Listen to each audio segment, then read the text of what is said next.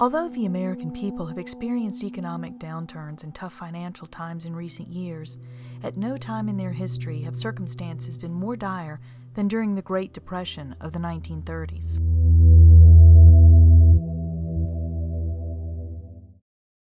A depression is an extended economic slowdown.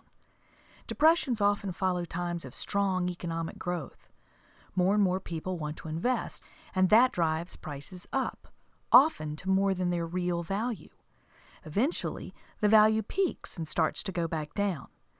Those who have invested panic and try to sell before the value drops below what they paid. That floods the market and makes the value go down even more. With the market flooded, there's no need to produce more, so unemployment occurs, which decreases the amount of money people can spend. They become more cautious about spending, so demand continues to go down, which continues to affect production, which causes more unemployment. Depression is a downward spiral that feeds on itself.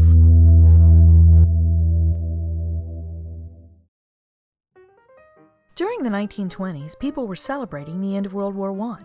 Economically, things were good, and people were spending freely. Technology and production had increased to help the war effort, and now those efforts could be focused on consumers. There were lots of new things on the market: radios, appliances, cars. There was a gotta-have-it-now attitude. People started buying on credit.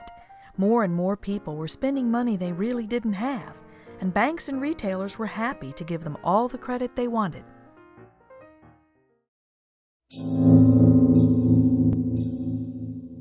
But in 1929, the stock market dropped suddenly.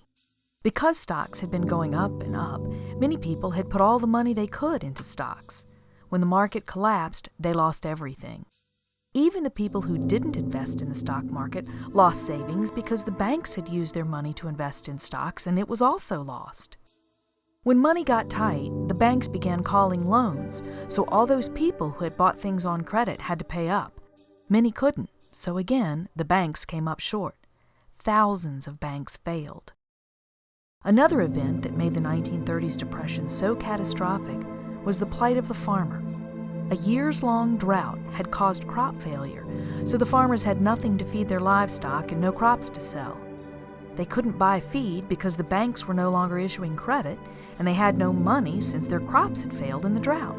Many farmers had to destroy their livestock or let them starve to death. Complicating the farmer situation even further was a series of dust storms in the Midwest. Poor farming practices killed the natural vegetation that held the soil in place. During the drought, the soil dried, turned to dust, and quite literally blew away. Over 100 million acres became useless.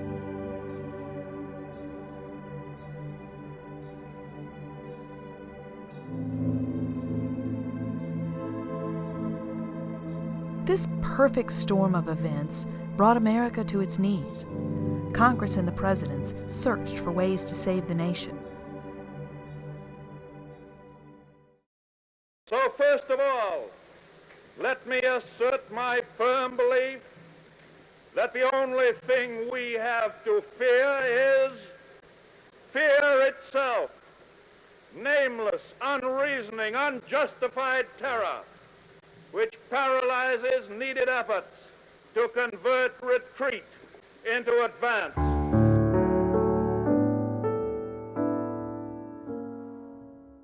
To stop a depression, the government will try to inspire confidence, to get people to spend, and put more money in the market so that the demand for production will increase and people will have work. Enthusiasm is at its height. Never was there such a joyful, jubilant, yelling, applauding inauguration crowd. Roosevelt is the nation's idol here today. Thousands of Americans are here to cheer the birth of a new era in national affairs, a New Deal era, which is supposed to pull the country out of its chaos. To help people have more money and to keep them buying, the government will lower taxes and interest rates. The government also looks for ways to spend money that will create jobs. Another strategy is for the government to implement regulations that control industry and banking and all those entities that affect the economy. This makes the government very powerful. Some people believe too powerful. This was the fundamental difference between FDR and his predecessor Herbert Hoover. Hoover, a Republican, believed that too many relief programs and a huge federal debt was wrong and would have far-reaching consequences. FDR, a Democrat, believed the government had to do whatever was necessary to help the people who were struggling. Their solutions to end the economic crisis were very different.